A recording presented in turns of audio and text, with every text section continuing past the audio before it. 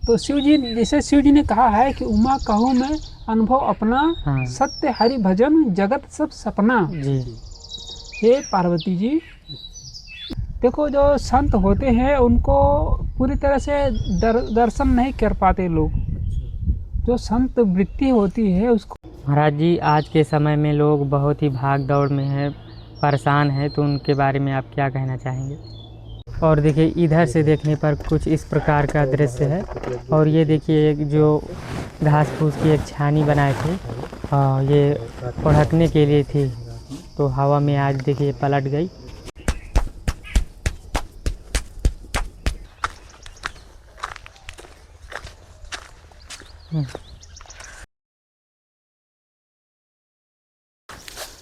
साथियों, जय सिया राम। स्वागत है रहस्यमय दुनिया में। दोस्तों, आज मैं आपको लेकर आया हूँ देवांगना घाटी के जंगल में और दर्शन कराने वाला हूँ एक बाल बैरागी साधु के, जो चट्टान के नीचे घने जंगल में साधारण सी कुटिया बनाकर भजन साधना करते हैं। तो चलिए आज उनके दर्शन करते हैं, जो भी सेवा सामग्री है उन तक पहुँचाते हैं। आज उनसे मार्गदर्शन लेते हैं, तो वीडियो के अंत तक बने रहिएगा। यदि आप हमारे चैनल पर पहली बार आए हैं तो चैनल को सब्सक्राइब जरूर कीजिएगा। चारों तरफ जहाँ भी देखेंगे घने जंगल का दृश्य दिखाई देगा, और ऐसे जंगल में साधु संत रहकर भजन साधना करते हैं कि यहाँ पर आगे जो है महाराज जी की कुटिया है। और देखिए, ये दो चट्टानों के बीच से पतला सा रास्ता गया है। तो चलिए देखते हैं महाराज जी हैं या नहीं। ये देखिए चट्टान में एक बड़ा सा पेड़ है, ये देखिए। तो साथियों, मैं घने जंगल को पार करते हुए देखिए पहाड़ की चोटी पर आ गया हूँ। और महाराज जी की कुटिया देखिए ये बनी है, बड़ी सी चट्टान के नीचे ये घास फूस की कुटिया। अगल बगल से देखिए कुछ इस प्रकार से बनाए हुए हैं महाराज जी। और ये रहे महाराज जी सीताराम। और देखिए यहाँ पर महाराज जी बैठे हैं। चित्रकूट में कल आंधी तूफान आया था, इसलिए महाराज जी की कुटिया में काफ़ी क्षति पहुँची है। ये देखिए आगे बिगड़ गई है ना महाराज जी, आंधी में तूफान में कटी गिर गई है, उठा देंगे उसको फिर से हो जाएगा। अच्छा। और महाराज जी यहाँ पर आप पन्नी से एक अलग से बना लिए हैं। हाँ, हम कहें कि मतलब ये पूरा से नहीं सेफ्टी हो पाता है, तो थोड़ा सा रहे अपना, कम से कम आसन बचा रहे वही काफी है। हाँ। और देखिए, ये जो घास फूस की महाराज जी अगल बगल से बनाए थे, ये पूरी टूट कर बिखर गई है, गिर गई है। और देखिए यहाँ पर महाराज जी के कुछ बर्तन वगैरह रखे हैं, और यहाँ पर चूल्हा है महाराज जी का, और कुछ इस प्रकार से सामग्रियाँ रखी हुई हैं। और महाराज जी यहाँ पर एक अलग से पन्नी की कुटिया बना लिए हैं। बड़ी बड़ी चट्टानें हैं देखिए, और कितना बीहड़ घना जंगल है। और ऐसे जगहों में देखिए ये महाराज जी की कुटिया है।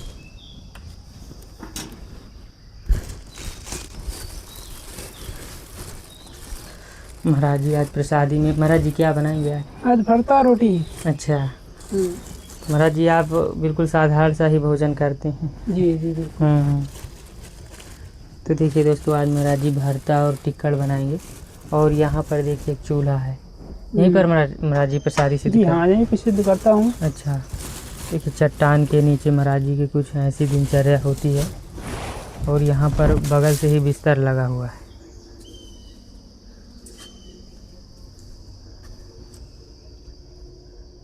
और देखिए, इधर से देखने पर कुछ इस प्रकार का दृश्य है। और ये देखिए, एक जो घास फूस की एक छानी बनाए थे, ये ओढ़कने के लिए थी, तो हवा में आज देखिए पलट गई। और महाराज जी के सामने देखिए रसोई दिख रही है। और महाराज जी अभी प्रसादी में बना रहे हैं टिक्कड़ और भरता। और यहाँ बैठने पर हर एक प्रकार के जीवों की, चिड़ियों की जो है आवाज़ सुनाई देती है। टिक्कड़ और भरता ज़्यादा पसंद रहता है। तो ये देखिए दोस्तों, महाराज जी अपने चूल्हे में आग जला दिए। हाँ, उबाल दिया अपना बस। तो ये देखिए दोस्तों, महाराज जी जो है भरता और आलू, ये जो आलू और बैगन था इसमें कढ़ाई में उबालेंगे। महाराज जी जो है चोखा उसमें आग में पकाते नहीं हैं, उसको उबालते हैं। ये देखिए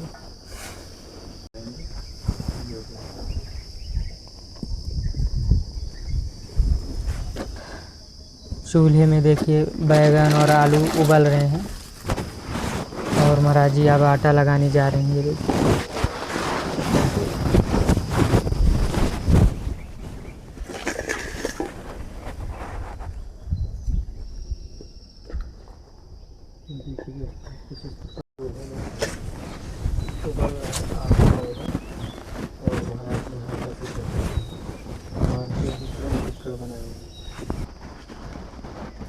घने जंगलों के बीच देखिए चट्टान के नीचे महाराज जी की भोजन प्रसादी सिद्ध हो रही है। महाराज जी जब आप शुरू में आए रहे होंगे तो आपको इस चट्टान की जगह कौन बताया आपको? कोई नहीं बताया, आपने चले इसमें। अच्छा। हाँ, हम आए तो ऊपर वहीं बैठे थे, वहाँ साधना किया। हाँ ऊपर पहाड़ पे। हाँ तो फिर घूमते घूमते हम क्या यहाँ पे यहीं पे साधन बना हुआ है आसना अपना स्थान। हाँ फिर वहाँ पे देखा एक कमरा बना हुआ है खाली, वहाँ पे दीवारें बनी हुई है। अच्छा। हम वहाँ कहे कि हाँ ऊपर सामने है हाँ, दिखेगा। हाँ तो हम कहे यहीं पे बनाऊंगा अगर जो भी हो जाए। फिर घूमते घूमते चले आए यहाँ भी। तो फिर हम कहे कि जब यहाँ पे इतना बड़ा पत्थर आई है तो क्या जरूरत है बनाने के लिए, हाँ। वहीं पे स्थान जमा दिया। ये बढ़िया महाराज जी स्थान। हाँ। तो फाइनली दोस्तों महाराज जी का आटा लग गया। अब थोड़ी देर में भरता भी और आलू भी पक जाएंगे। तो फाइनली दोस्तों महाराज जी राम रोटी टिक्कड़ बनाने लगे चट्टान के नीचे। और महाराज जी का ये देखिए चोखा भी तैयार हो चुका है।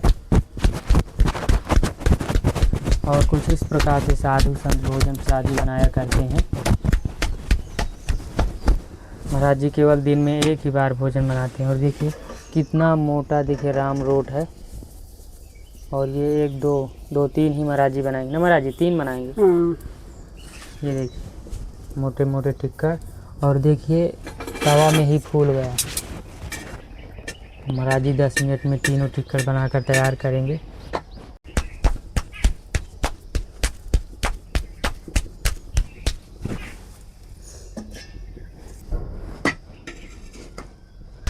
तो दोस्तों देखिए फाइनली एक टिक्कड़ बनकर तैयार हो गया। देखिए कितना मोटा और कितना अच्छा दिखाई दे रहा है। और ये खाने में बहुत ही स्वादिष्ट होते हैं। महाराज जी अपने लिए देखिए 3 टिक्कड़ बनाए हैं। ये रहे महाराज जी के टिक्कड़। महाराज जी सीताराम। राम राम। और महाराज जी भजन साधना हो गया? हाँ, भजन साधना हो गया। अच्छा। और चल भी रहा है। हाँ। ये सब जो हो रहा है सब भजन साधना ही है। अच्छा। तो महाराज जी सुबह कितने बजे आप उठ जाते हैं भजन साधना? फिर सुबह 4 बजे के लगभग में उठ जाते हैं। हाँ। हाँ, तो वहाँ से अपना दिनचर्या स्टार्ट हो जाता है। हाँ।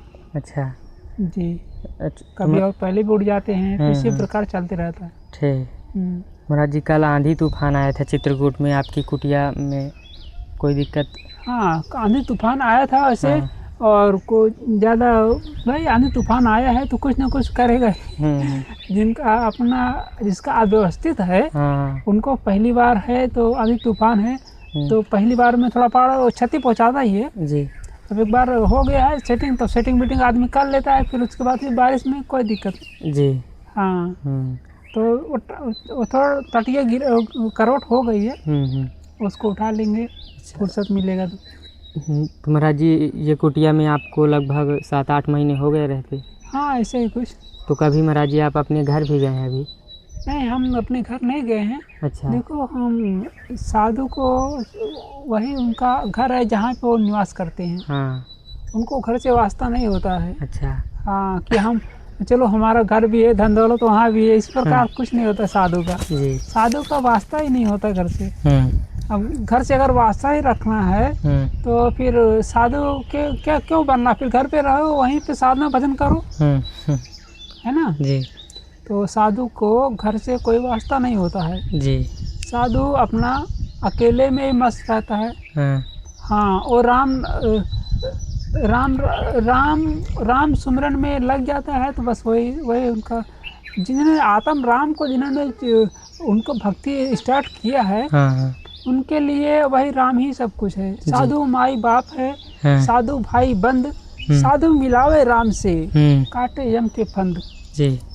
हाँ, तो साधु राजा के साथ मिलकर राज करना नहीं ठीक है, न जाने कब गिरा दे जी। और साधु और संत के संग मिलकर भिक्षा पात्र करके भी अन्न खा लेना अच्छा है, न जाने कब मिला दे। जी। हाँ, अच्छा। साधुओं के संग भिक्षा भी लेके खा लेना अच्छा है, न जाने कब मिला दे। हाँ हाँ।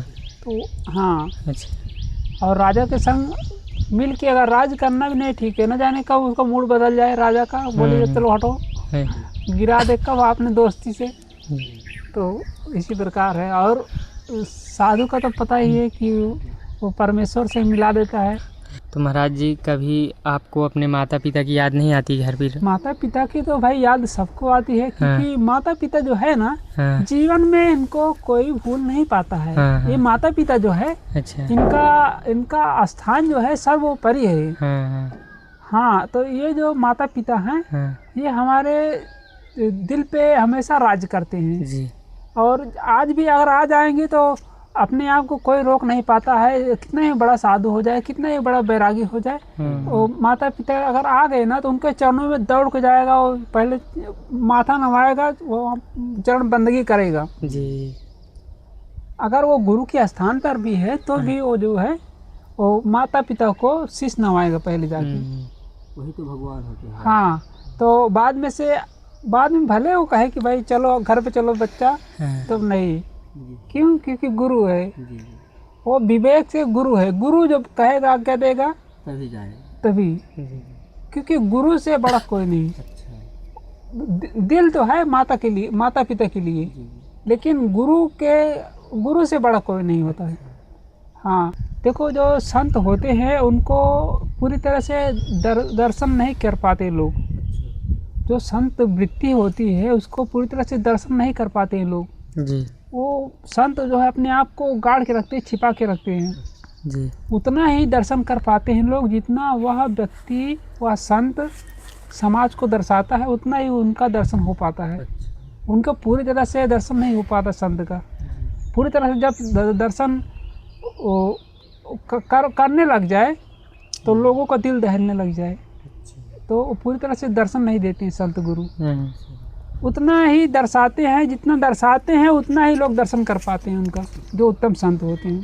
महाराज जी, आज के समय में लोग बहुत ही भाग दौड़ में हैं, परेशान हैं, तो उनके बारे में आप क्या कहना चाहेंगे? जो भाग दौड़ में परेशान हैं, हाँ। तो जो भाग दौड़ में परेशान हैं तो उनको अति लोभ का त्याग करना चाहिए। अच्छा।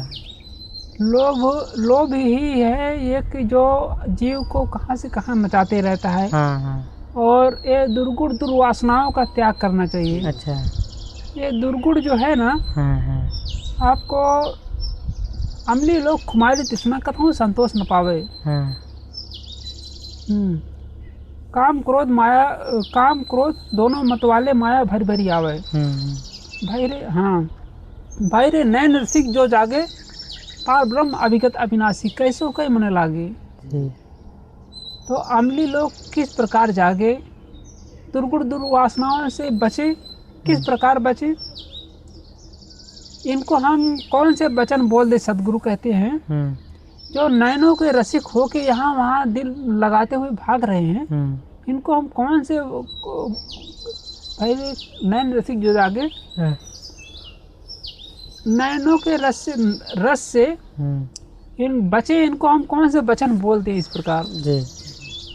ये जगत जैसे चमक धमक दिख रहा है, ये खाली दिखने मात्र का है।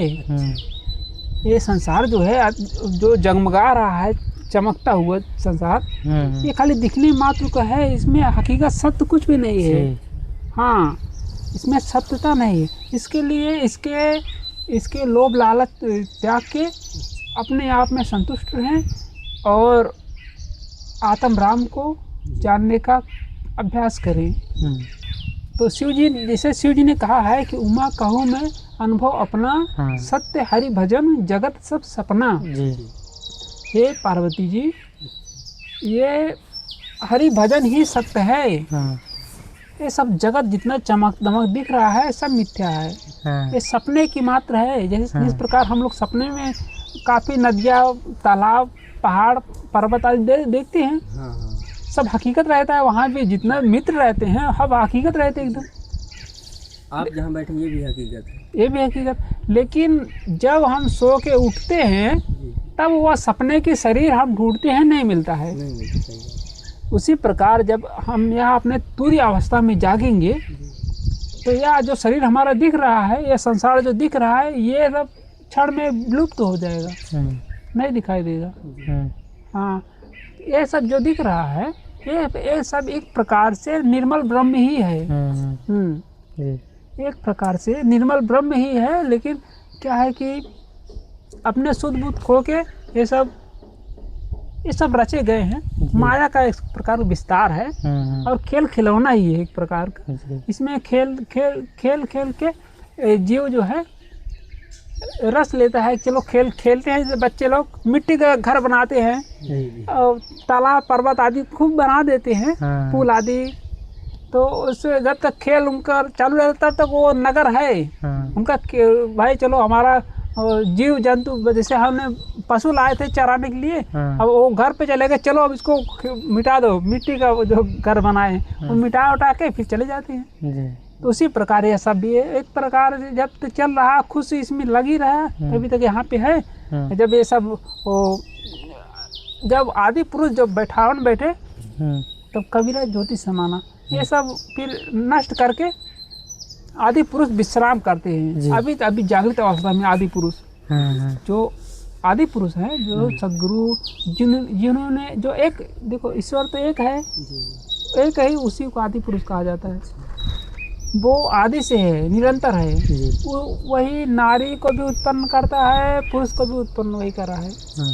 हाँ, उसको उत्पन्न करने वाला कोई नहीं, क्योंकि वो आलम्बन रहित है। वो किसी के आधार पर, जैसे हम बैठे हैं किसी के आधार पर बैठे, चटाई है, चटाई नीचे पृथ्वी है, हम पृथ्वी के आधार पर बैठा हूँ, लेकिन वो किसी के आधार पर नहीं बैठा। वो स्वयं अपना, उसका स्वयं निज का सत्ता है, वो आदि पुरुष है। महाराज जी, क्या भगवान सबकी सुनते हैं या फिर कुछ लोगों की ही सुनते हैं? भगवान सबके सुनते हैं और जिसका निर्मल पवित्र है, पावन है, उसका ज़्यादा सुनते हैं। अच्छा। हाँ। जिसका स्वार्थ रहित है, किसी के हित के बारे में सोचना है, उनका सुनते हैं भगवान। अच्छा। हाँ। पर हित सरित धर्म नहीं भाई, पर पीड़ा सम नहीं अधमाई। मतलब जैसे पराये का हित हो रहा है, उससे बढ़कर कुछ धर्म नहीं है। वो धर्म है जिसका पराये लोगों को हित हो रहा है जिसमें, और जिसमें पराये लोग का हित अहित हो रहा, दुख हो रहा है, कष्ट हो रहा है किसी को, तो उससे बढ़कर अधर्म नहीं है। तो कभी भी जिसका हित हो रहा है, तो जिसके सोचने से किसी का हित हो रहा है, उसका भाई धर्म है, उसके बारे में भगवान सुनते हैं। ये पवित्र है। इसी प्रकार है महाराज जी, जैसे हम इस जन्म में अच्छे कर्म करते हैं तो उसका फल इसी जन्म में मिलेगा कि अगले जन्म में?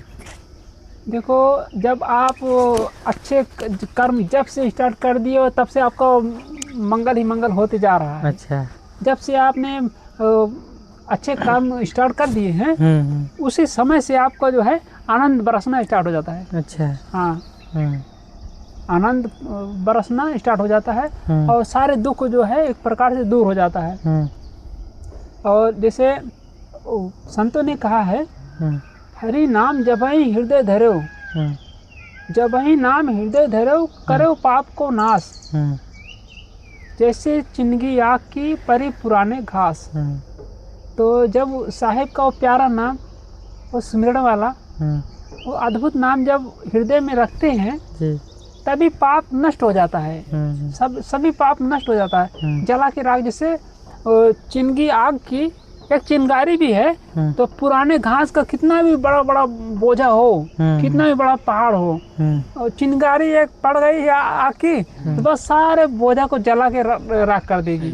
उसी प्रकार जैसे पाप है, आपने नाम को हृदय में रखा तो सारे पाप को जला के राख कर देता है। तो इसीलिए कहा गया, जब ही नाम हृदय धरो, करो पाप को नाश, जैसे चिंगी आग की परे पुराने घास। और